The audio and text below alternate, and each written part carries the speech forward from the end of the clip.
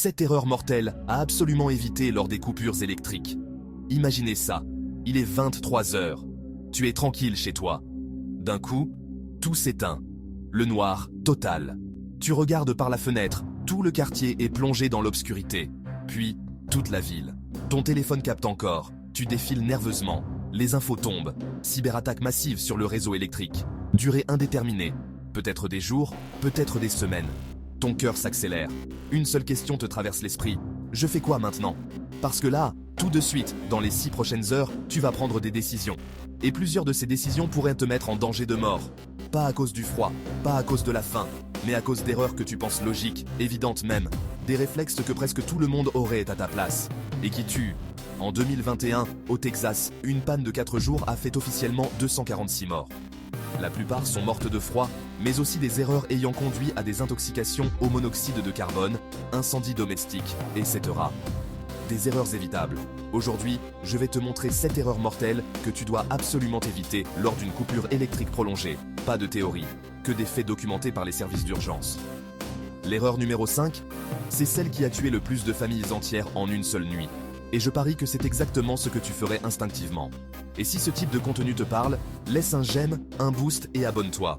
Ça aide vraiment l'algorithme à pousser cette vidéo vers plus de personnes qui en ont besoin. On commence. Erreur numéro 1. Utiliser un générateur dans un espace semi-fermé. 12 heures sans électricité. Il fait 5 degrés dans ta maison. Tu as un générateur. Tu te dis, je vais le mettre dans le garage, porte ouverte, comme ça je chauffe un peu et ça reste ventilé. Erreur fatale. Le monoxyde de carbone, c'est un tueur silencieux, invisible, inodore, indétectable sans appareil. Et ton générateur en produit des quantités massives.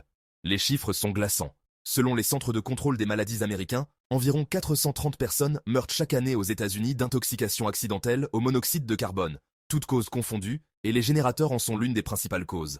Un problème? Le monoxyde de carbone s'infiltre partout, par les fissures des murs, les bouches d'aération, sous les portes. Même un garage avec la porte grande ouverte est dangereux si c'est attenant à votre maison. Tu t'endors en pensant avoir trouvé la solution. Ton cerveau manque progressivement d'oxygène. Tu ne sens rien. Tu ne te réveilles pas. Ce qu'il faut faire, générateur à minimum 6 mètres de toute ouverture de la maison, fenêtre, porte, bouche d'aération, tout. Et avec le vent qui souffle dans la direction opposée de ta maison. Pas de compromis. Jamais. Même s'il pleut, même s'il fait froid. Et investis 30 € dans un détecteur de monoxyde de carbone à pile pour chaque étage. Ça vaut infiniment plus que le prix d'un cercueil. Ok. Ton générateur est dehors, loin, en sécurité. Mais maintenant, il fait 2 degrés dans ta maison. Tes enfants ont froid. Ta compagne tremble. Et c'est là que ton cerveau te souffle une idée qui semble logique, mais qui peut autant tuer que la première erreur. La voici. Erreur numéro 2. Se chauffer avec des moyens de fortune à l'intérieur. Pas de chauffage. Les températures chutent. Tu cherches des solutions. Tu sors ton vieux réchaud à gaz de camping, ou tu allumes le barbecue au charbon dans le salon juste un peu, ou tu crées un petit feu dans un bassin métallique. Des gens font ça. Vraiment. Et ça les tue. Pendant la tempête de glace au Texas, les services d'urgence ont recensé plus de 300 cas d'intoxication au monoxyde de carbone en 3 jours. La cause principale? Des gens qui utilisaient des barbecues, des réchauds à gaz, même des fours à gaz, laissaient allumer porte ouverte pour chauffer leur maison. La vérité? Aucun appareil de combustion n'est sûr à l'intérieur. Ni réchaud à gaz, ni barbecue, ni chauffage d'appoint non électrique sans évacuation dédiée. Les vraies solutions. Habillez-vous en canapé, technique de l'oignon, sous-vêtements thermiques, plusieurs couches de vêtements, veste isolante, un bonnet même à l'intérieur. Tu perds beaucoup de chaleur par la tête, donc un bonnet même à l'intérieur fait une vraie différence. Concentrez toute la famille dans une seule pièce. Fermez les portes des autres pièces. Bloquez les courants d'air avec des serviettes. Utilisez des couvertures de survie. Couvertures aluminium. Environ 5 € l'unité, elles reflètent une grande partie de la chaleur corporelle et limitent énormément les pertes. Restez en vie. Pas au chaud. Nuance. Maintenant tu as compris. Tu ne te chauffes pas n'importe comment. Tu survis au froid. Mais après 18 heures sans électricité, ton estomac gargouille. Tu ouvres ton frigo, et là, tu vois ce steak que tu avais prévu pour demain. Il a l'air correct, il sent bon, tu touches, encore frais. Alors tu vas le cuire. Parce que gâcher de la nourriture en pleine crise, ce serait stupide, non? Non, ce qui est stupide, c'est ce que tu t'apprêtes à faire. Erreur numéro 3. Consommer la nourriture du frigo ou du congélateur sans méthode. Ton frigo est éteint depuis 24 heures. Tu ouvres. Ça a l'air encore bon. La viande est fraîche au toucher.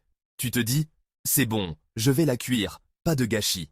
Tu viens peut-être de signer ton arrêt de mort. L'intoxication alimentaire pendant une panne prolongée, c'est une catastrophe dans la catastrophe. Pas d'hôpitaux opérationnels, pas d'antibiotiques disponibles facilement, pas de services d'urgence fonctionnels. Selon l'Organisation mondiale de la santé, les intoxications alimentaires touchent 420 000 personnes par an dans le monde. Et en situation de crise, ce chiffre explose. Les bactéries comme Salmonella, E. coli, Listeria se développent exponentiellement entre 4 degrés et 60 degrés Celsius, la zone de danger. Et ton frigo sans électricité entre dans cette zone en 2 à 4 heures, maximum. Les règles de survie: un réfrigérateur fermé, garde le froid, 4 heures, maximum. Un congélateur plein, 48 heures. Un congélateur à moitié plein, 24 heures. Mais seulement si tu ne l'ouvres pas. Chaque ouverture fait chuter la température plus vite. Méthode infaillible: avant toute panne, fais-le ce week-end, mets un gobelet d'eau au congélateur. Quand c'est gelé, pose une pièce de monnaie dessus. Si lors d'une panne, tu trouves la pièce au fond du gobelet, cela signifie que tout a dégelé puis regelé. Tout est à jeter. Pour le frigo, après 4 heures de coupure, la viande, le poisson, les produits laitiers, les œufs, poubelle. Pas de discussion. Les condiments, les légumes fermes peuvent se tenir jusqu'à 24 heures. Quand tu doutes, tu jettes. Toujours. Parce qu'une diarrhée sévère pendant une panne de 7 jours sans eau courante, c'est mortel. Ok, supposons que tu finis par comprendre et tu jettes la nourriture suspecte. Tu protèges ton estomac. Intelligent. Mais pendant que tu jettes cette viande, tu entends un bruit familier. Le robinet de la cuisine. L'eau coule. Tranquille. Normal. Tu te sens soulagé. Au moins, j'ai de l'eau. Et c'est justement cette pensée qui pourrait devenir fatale dans 72 heures. Voici pourquoi. Erreur numéro 4. Ne pas sécuriser l'eau immédiatement. L'électricité coupée. L'eau coule encore au robinet. Tu te dis, ok, au moins j'ai de l'eau. Faux. Tu as de l'eau. Pour le moment, les stations de pompage fonctionnent à l'électricité. Quand le courant est coupé, elles passent sur des générateurs de secours. Mais ces générateurs ont du carburant pour 24 à 72 heures, maximum. Après, plus de pression, plus d'eau. Et avant même ça, la baisse de pression dans les canalisations crée un phénomène d'aspiration. Tout ce qui traîne autour des vieux tuyaux peut être aspiré à l'intérieur. Bactéries fécales, produits chimiques, métaux lourds.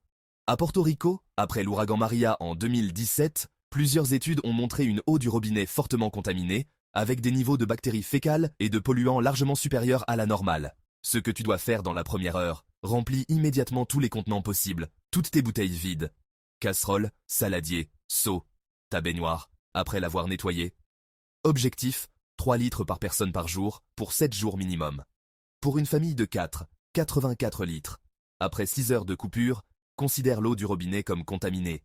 Purification. Ébullition, 3 minutes à gros bouillon.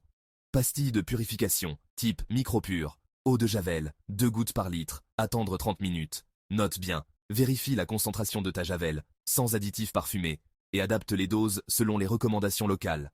L'eau, c'est la vie. Littéralement, après 3 jours sans eau, ton corps commence à s'éteindre. Mais avec ces stratégies, tu es désormais paré pour tout problème d'eau. Ok, parfait. Tu as sécurisé ton eau. 84 litres. Ta famille est hydratée pour une semaine. Le soleil se couche, la nuit tombe, et avec elle, l'obscurité totale. Pas de lampadaire, pas de lumière des voisins. Le noir absolu. Alors tu fais ce que tout le monde ferait. Tu sors tes bougies. Toutes tes bougies. Et dans les 8 prochaines heures, pendant que tu dors paisiblement, l'une d'elles pourrait transformer ta maison en brasier. Erreur numéro 5. Créer des sources d'incendie multiples et non surveillées. Pas d'électricité, pas de lumière. Tu sors toutes tes bougies. Tu en allumes 10, 15 dans toute la maison pour y voir clair. Tu en mets sur la table basse, sur l'étagère, près du canapé, dans la chambre. Ambiance cosy, tu t'endors tranquille. C'est exactement comme ça que des maisons entières partent en fumée pendant les pannes. Les statistiques sont implacables. Selon la National Fire Protection Association et les services d'incendie, les incendies liés aux bougies explosent pendant les pannes de courant prolongées. Le problème n'est pas la bougie en soi, c'est leur multiplication, leur mauvaise utilisation, l'absence de surveillance. Une bougie, c'est une flamme de 800 degrés Celsius. À 30 cm d'un rideau, il faut 3 minutes pour que le feu démarre. Tu dors, le rideau s'embrase, les fumées toxiques te tuent avant même que les flammes t'atteignent. Et devine quoi? Pendant une panne généralisée, les pompiers sont débordés, ou n'ont pas de carburant, ou ne peuvent pas venir. Tu es seul. La solution réaliste? Oubliez les bougies pour l'éclairage général. Investis 50 € maintenant dans 3 à 4 lampes LED à pile ou à manivelle 10 à 15 € l'unité, 2 à 3 lampes frontales, main libre, égale sécurité, et un stock de piles. Si tu dois utiliser des bougies, maximum 2 bougies en même temps, dans des contenants en verre stable, sur une surface ininflammable, jamais à moins d'1 mètre de tout matériau combustible, éteintes avant de dormir, sans exception, jamais sans surveillance. Un incendie domestique sans pompiers disponible? C'est la perte de tout. Ta maison, tes réserves, ta vie. Maintenant tu as compris. Désormais, éclairage sécurisé. Générateur dehors. Eau stockée. Nourriture triée. Tu commences à contrôler la situation. Tu sors ton téléphone pour vérifier les news, voir combien de temps ça va durer, rassurer ta famille sur WhatsApp. Et puis tu scrolles un peu. Un article. Une vidéo marrante, encore une autre, d'ailleurs tu n'as rien d'autre à faire. 6h30 plus tard, l'écran s'éteint. 0%.